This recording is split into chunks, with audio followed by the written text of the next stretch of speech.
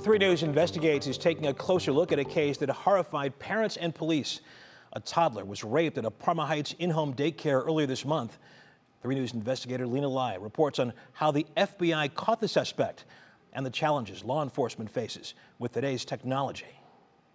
What police say happened inside this Parma Heights home. FBI agents say he sexually assaulted a toddler at a Parma Heights in-home daycare. Might not have been uncovered if not for the suspect recording and photographing the alleged crime. According to federal court documents, Connor Walker then shared the images on a messaging app. How is technology increasing the challenges for the FBI to fight CSAM? CSAM, what was previously called child pornography, stands for Child Sexual Abuse Material. The switch to this acronym?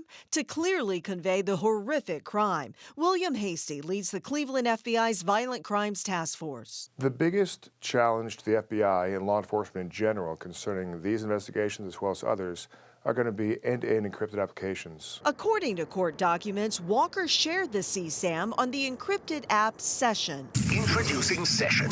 Session gives you the freedom to chat securely and anonymously. Investigators say these encrypted apps have become a safe haven for predators. But in Walker's case, court documents show that a foreign partner of the FBI pinpointed the CSAM as North American in origin. The FBI, working with only half of the toddler's face, used its own technology to match the face to a photo the girl's mom had posted on Facebook. Once the victim was identified, agents were able to arrest Walker, who confessed to the crime. These applications will evolve and develop into new things and fulfill new purposes that we today can't possibly imagine. Last month, Meta announced it would roll out encrypted messaging on Facebook and Instagram, despite protests from law enforcement, like the Cuyahoga County Prosecutor's Internet Crimes Against Children Task Force. The National Center is getting upwards of 20 to 30 million cyber tips a year just from Meta platforms. And a lot of those are coming from Messenger or Instagram Direct. So our question, obviously, to Meta is how many of those tips are going to dry up.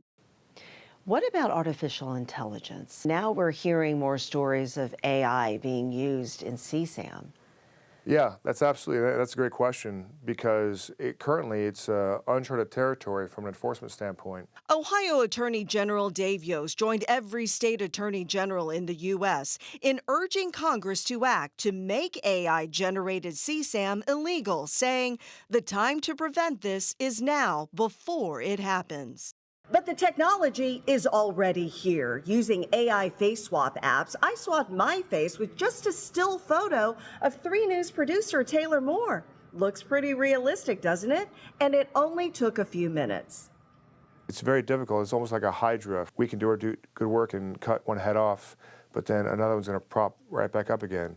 For law enforcement, the battle is fought one case at a time. And for parents, there's very little that I think we can do on the front end, short of continuing this message of prevention. We need to talk to children and adults about how much material is being posted on the internet.